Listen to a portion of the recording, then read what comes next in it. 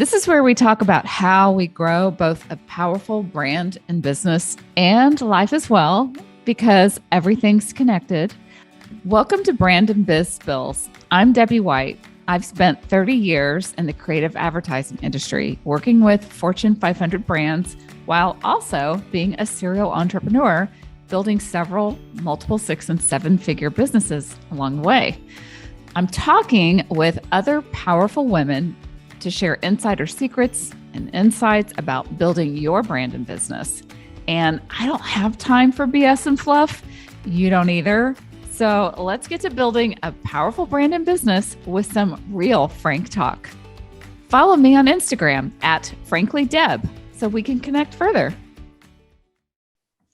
I'm so excited to have a guest with us today that you're going to love. And our special guest is Nicole Cramer. She is an expert sales coach. Yes, sales. We're talking selling. Have I scared anyone yet? Are you leaning in? This is how we make money. And yet so many people are afraid of this. So Nicole has also just done this really cool certification. Hey, Nicole, how are you? Hi, Deb. I'm good. How are you? I'm so excited to be here. I'm so excited. Can you tell us about this? Because I got to see your trip to New York and tell us, it's pretty amazing.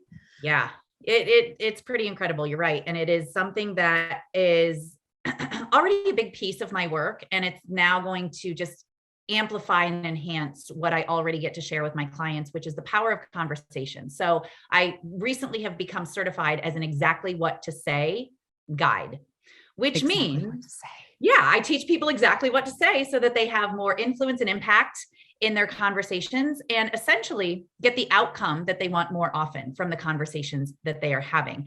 And that doesn't just involve sales conversations. That could be conversations in your day-to-day life, conversations anywhere in your world where you want to be more impactful and influential. With what you're saying. And the I don't want to use the word trick, but the secret to all of it is learning how to speak directly to someone's subconscious, because the subconscious is the part of the brain that's able to make decisions. So from a sales perspective, this is really valuable because we keep people out of maybe land when we this is everything. Well, isn't that life? Yep. I don't know, whatever you want. I don't know, maybe. Yep. And people don't want their conscious brain doesn't want to make a decision. They want to drag their feet. They want to use reason and logic. And, it's like it cuts through all of that and gets right to the part of the brain that's able to make a decision. And the decision could be yes or no, but yes or no is going to be much more efficient than arriving at a maybe where you're kind of stuck in that, are they interested or are they not interested? You're able to get to a decision, help that person get to a decision much faster. Okay. Can we just do this with something fun? Can we role play? Yeah, let's do it. Okay. What if it's something like, just mundane? I mean, we're talking about brand and business, I know, but the classic, which restaurant do you want to go to? I don't know about y'all, but no matter who you're with, they're like, I don't know. What do you want? What do you like? Does it work with that? Yeah, it can work with anything. How would that go? I might say, well, you're saying you're the person who's asking. You have to ask a different question, right? Yeah. Okay. So you're saying, how would you ask it if you're the person asking about where you want to go to dinner? Yeah. So I would probably approach it with an idea in mind that you have for where you want to go. Okay. And I might ask this question: how open-minded are you about trying sushi tonight for dinner? Oh, well, you're going to get a yes. Instead of where do you want to go? We just asked the wrong questions. Is that really what this is about? That's 100, Deb. It's 100% what it's about. So here's the thing. Okay. Listen to this. Questions start conversations. Conversations lead to relationships. Relationships lead to opportunities, and opportunities lead to action. So starting to take action. Yeah. And we want people to take action, right? It's like buy our stuff, right? Yes. Buy our stuff. If it's business related, if it's your spouse and your spouse said, hey, I'm going to talk to my mother about the plans that she has for Easter. And maybe you haven't heard an update from your husband yet. You might say to him, I'm guessing you haven't gotten around to talking to your mother yet. not from a judgmental or accusatory space, but more just you're giving him an out. You're letting him save face because maybe he hasn't. Right. And one of two things is going to happen with his answer. He's going to say, oh, shoot, you're right. Let me reach out to her now. Or he's going to say, oh, no, I did talk to her. I forgot to tell you. She said dinner starts at 2. Okay. So we're using that phrase to help focus on the most important piece, which is the person taking action. And what we want them to focus on is the fact that they said they would take the action.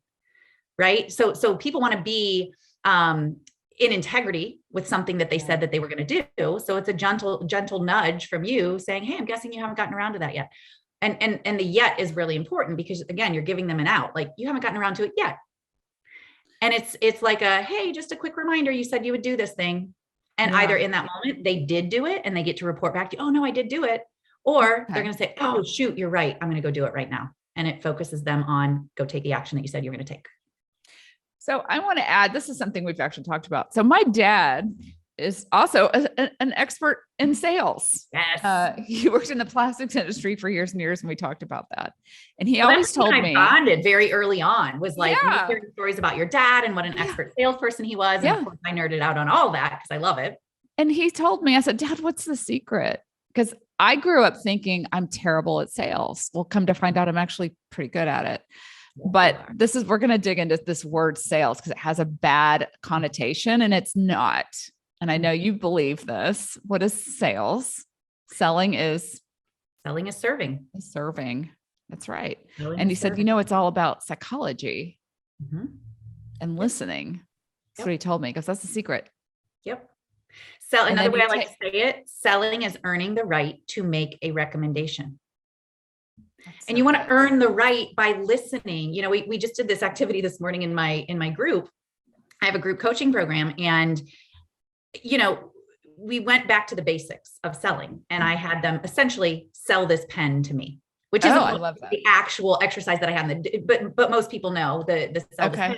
And, when you're new to selling, because I did this with the sell this pen exercise. I said, here's this pen and it does this and this and this. And I started talking about all the features and I tried to sell, AKA push the pen on somebody. And I saw the women in my program this morning when we were doing this exercise doing that. And one of them said, I think it would be helpful if I actually asked questions, if that's something that they actually want. I said, boom, there we go. And that's really what you're doing is you're gaining context. Okay. So let me guess. Like if I was to sell you a pen and I've not done this exercise with you, I've got this pen. I would start saying, do you like to write? Are you a writer? Do you have a favorite pen that you like to write with? And I do. I actually always order this one type. I'm like, okay, I have this type that I love and it's like has a flow to it. It's like, I feel like I'm not even writing. It just moves on the page. And I might say, something about tell me how that feels when you're writing with that pen. It feels like freedom on the page. Like, would you like to try and see how this feels? Is that more in alignment? How would I go? What would my grade be? Yeah, I that's exactly. I think you gaining context for what that person wants in a pen. Well, first of all, do they even use a pen? Yeah. Do you like to write? Do you even use a pen? Like to write? Let's start there. No, I do everything I don't even touch a pen. Well, because here's the thing, and you brought up the word, and I'm going to say it here because I think it's very much fitting for what we're talking about. The word sales. Sales. If you're trying to tell or sell something to somebody by making it about what you want. Like, here's this pen and you should buy it because it's gel ink and it's so easy to write with. And you're trying to sell them on what you think they want and need without asking them what they think they want and need. That's being salesy because that's about your agenda. That's about what you are trying to accomplish instead of really being in a consultative situation where you're finding out, what do you like about pen? Do you use pens? What do you like about them? What's the best pen you've ever written with? What did that feel like? What kind of ink were you using?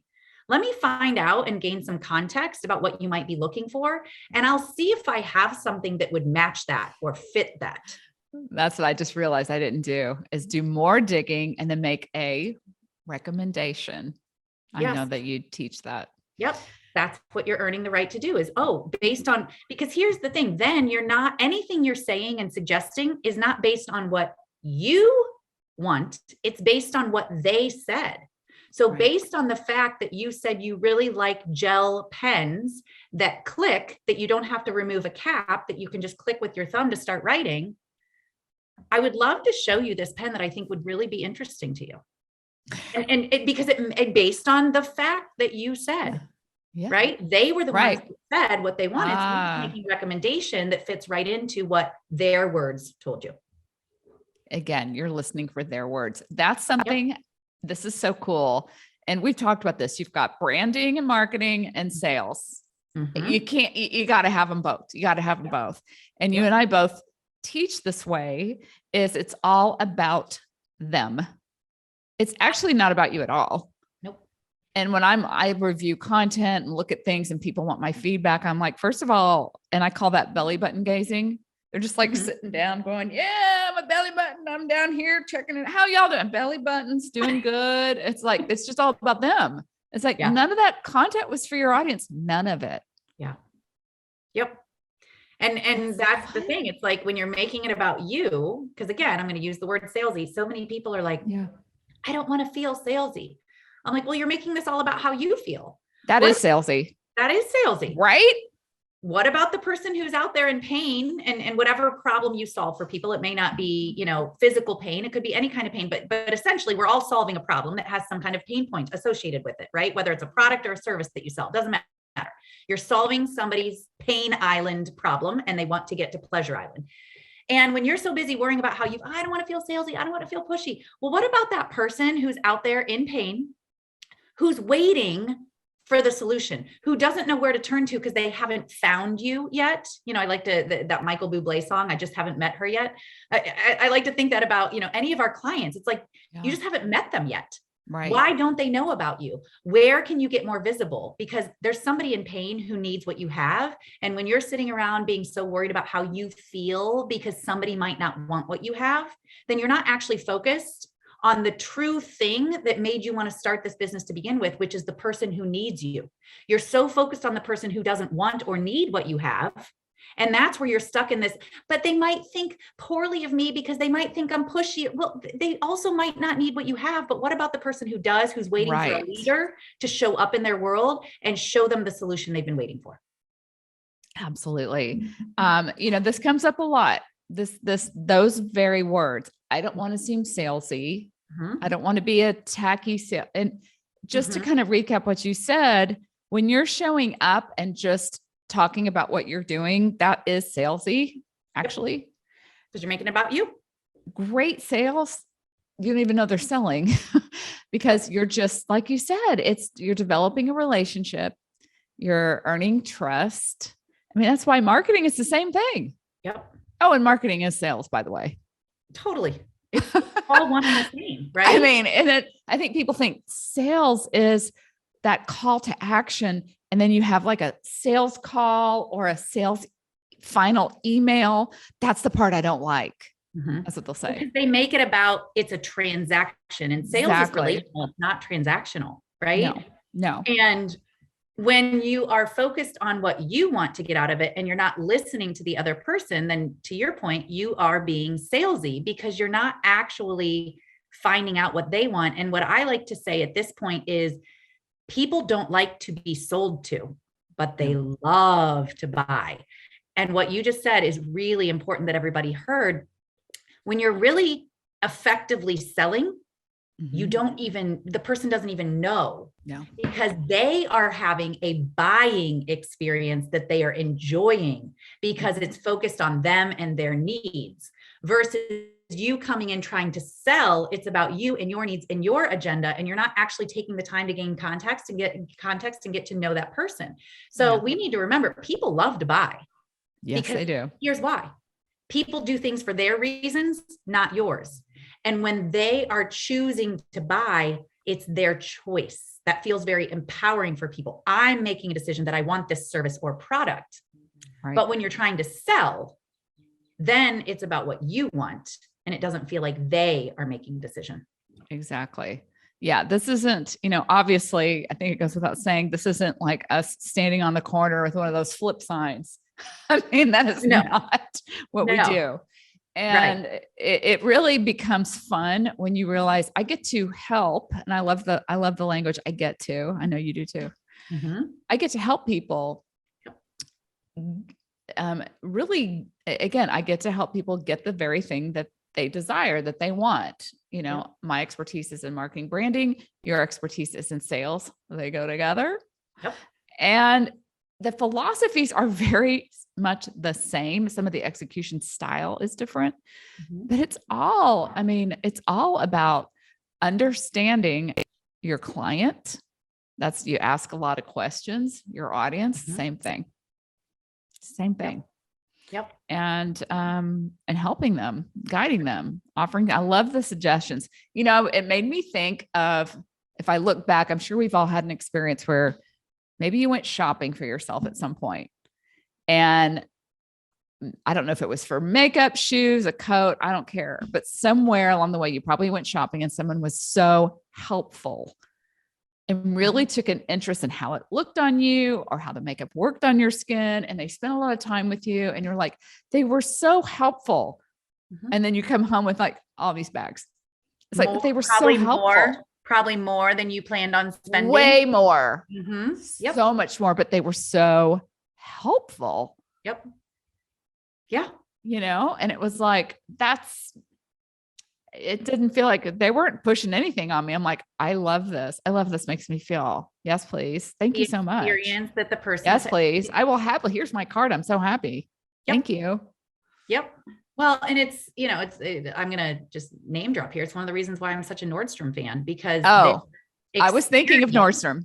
Right? Their experience of shopping there is so comprehensive and full service. And I just feel so taken care of. It's like, I love going there. I've actually worked on their advertising, in fact. That's in Seattle where I used to live. And the experience I was thinking about, I actually got a personal shopper. It's a phenomenal experience. And I've done it a couple times, and it depends on your personal shopper. But I got this one time who really went the extra mile for me. She really did. She asked more questions like, oh, you're a creative director. Like, I don't want to look like a banker in these meetings. Okay. But I want to, like, you know, it's like a thing. Like, I don't really like dresses. Like, I don't want it, but I want to feel like. She pulled so many. I mean, I walked out with so much clothes. I could not believe how much money I dropped with this giant like garment bag. I'm like, oh my God. But she was so awesome. And it made me feel so great. Yeah. And it was an experience. It wasn't transactional. She didn't push one thing on me. Yep. I still remember the red shoes I did not buy and should have. Ooh, see, you know, she's like, here's how you really kick up this look of these red shoes. I'm like, oh yeah, I know. Every woman should have a great pair of red shoes, right? Red heels. Absolutely. Yeah. It's what, and you heard me say this the other day, and I think this is really important too. It's about creating a come with me experience, not a look at me experience. There you go. Right? Step closer into my world. And that's why I like to remind people, sales isn't transactional. Sales is a process. And that's why branding and marketing and sales are all one and the same, because it's all part of the same process. It's come further, come along, right? It's like all these little mini micro commitments. So when you finally get yes, when the transaction actually happens, that's not when the sale happened. The sale happened the entire time that somebody was having the experience and how they felt. People will not remember what you said or did. They will remember how you made them feel. Exactly. And that feeling is what people buy with. People buy with feeling and emotion. And that's what you're creating, is a buying experience. And sometimes that means we have to be more patient than it feels like we can or want to be, right? Because we're planting seeds. We can't always want the quick sale. It can't always be about, let me close the deal right here. You know, those rarely happen, by the way. There's an average. I think it's, you know, it depends on where you pull the information, anywhere from 16 to 18 touches by the time someone's finally ready to say yes, depending on the product and everything, service. But it's a journey. Yep. And people do. I mean, I'll have clients go, I've been doing all these social media posts on, you know, Instagram or Facebook, and why am I not getting any sales? And there's so many aspects to that. There's so many aspects to look at, but one of them is, first of all, are you asking for the sale? That's something. Number one question. Are you asking? Are you asking for the sale? Because they'll say things like, check out my website. I'm like, that's not asking for a sale, by the way.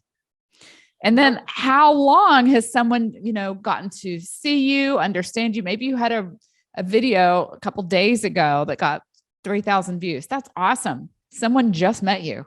Mm-hmm. So you better be consistent over the next 16 to 18 touches if you want someone from that. Right. It's not overnight. Right. It's not overnight, and it can't be a passive thing. Like I ask the same point. I have clients coming, they're like, I haven't made a sale, but I'm posting all the time and I'm putting calls to action. It's very easy to scroll past a call to action. It's not easy to ignore a personal reach out, a personal conversation that somebody has started with you, which is the heart of, that's why I teach conversations. That's why I teach exactly what to say. You can't ignore, you're going to have a harder time ignoring a personal connection that somebody has made. I'm not saying social media posts aren't great. I'm not saying that calls to action aren't necessary. All of that needs to be a part of it.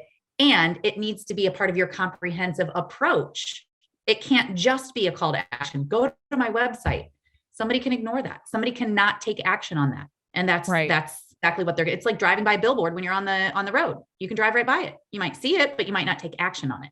Right. It should still be there. It brings it to somebody's attention, but there's a relationship aspect to sales that is so, so important. And that personal touch can never be underestimated how impactful it is. Absolutely. I have so many questions for you. Oh my gosh. I know. I knew this was going to fly like nobody's business. And it's flying by.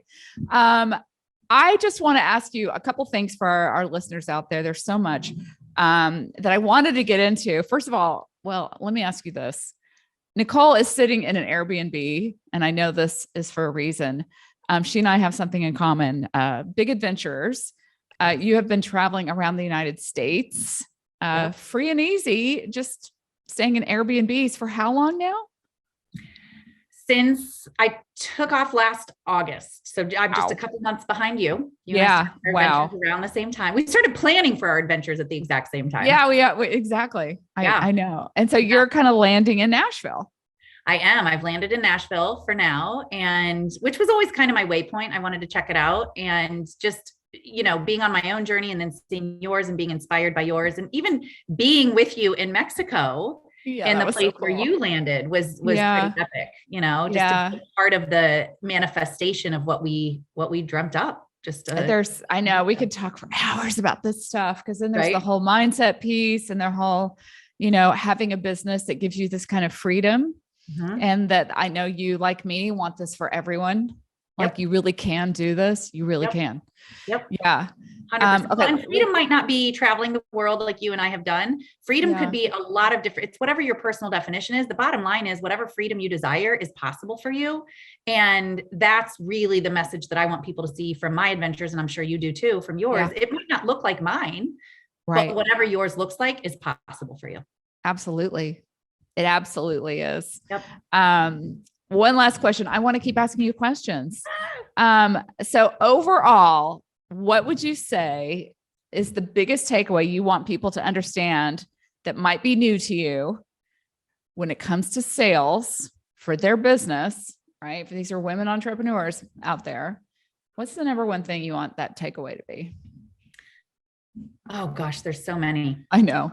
For sure, the power of conversation, keeping it simple. I think we as women make it so much more difficult than it needs to be. And I'm sure you see this in your programs too, right? Like people invest to be in our programs, and then because they've made a significant investment, it's almost like they feel like they need to make the process harder than it actually is.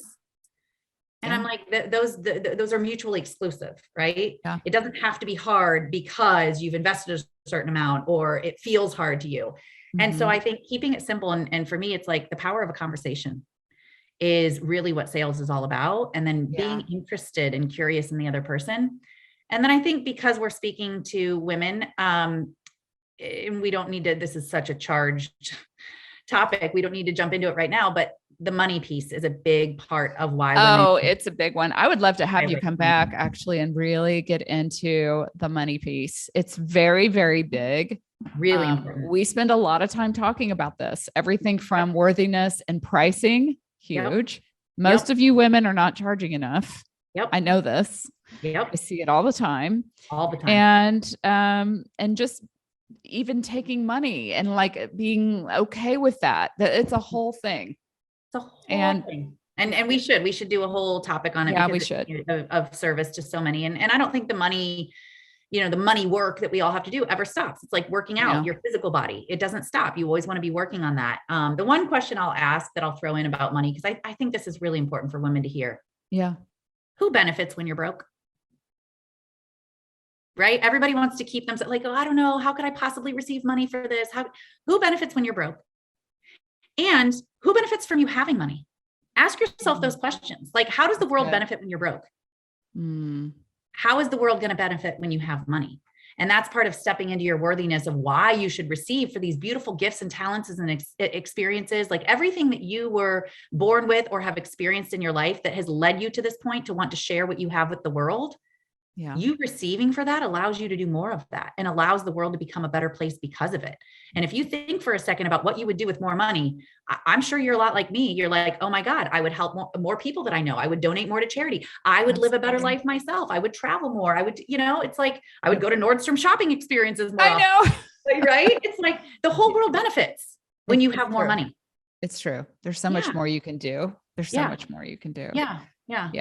Yeah. And money is energy. We could really go there. I mean, I love thinking that way. It's an exchange. It's not this, we just have funny ideas about, and it's just how we're all raised. Most of us, not all of us. It's not necessarily our fault. I don't like talking the blame game, but it's our conditioning. It's society. Yeah. It's how we were raised, and people did the best that they knew how to do with us. Like when somebody was telling you money doesn't grow on trees, they weren't saying that to like damage you for the rest of your life. And you're not. No, they were told the same thing. And the mentality that you grew up with, and now it's your choice to choose differently. Yeah. The beliefs that maybe you've held for a long time don't have to be your beliefs anymore. And you get to choose that. It doesn't mean it's easy to create new ones. It takes work, but oh, what an amazing life you can create for yourself when you really intentionally question your beliefs and start to create new ones for yourself that support the life you're trying to live. That is where we need to like pick up for the next one. Yes to that 100%. And I know both of us do the same work. Nicole, oh my gosh, thank you so much. And for all of our listeners, where can people follow you? Yes, they can find you. Yeah, they can find me on a couple of places. I am on Instagram all the time. My handle is the Nicole Cramer. Funny quick story. There were a couple of other Nicole Cramers on Instagram. So I was like, well, they have my same name, but I'm the Nicole Cramer. And then I was like, that's it. That's going to be my Instagram handle. So I am at the Nicole Cramer on Instagram. And then I also have a Facebook group for women who are in the health and wellness space. And it is called Nicole Sales Superstars. And those are the two places that I spend the most time. And I also have a podcast. Would love for people to check it out. It's called Healthy Steps with Nicole. Has all kinds of sales and money mindset topics on there. Awesome. Thank you so much. It's so great to have you. And I will be talking to you soon. Yes. Thank you, Deb. Okay. Thank you. Bye. Bye.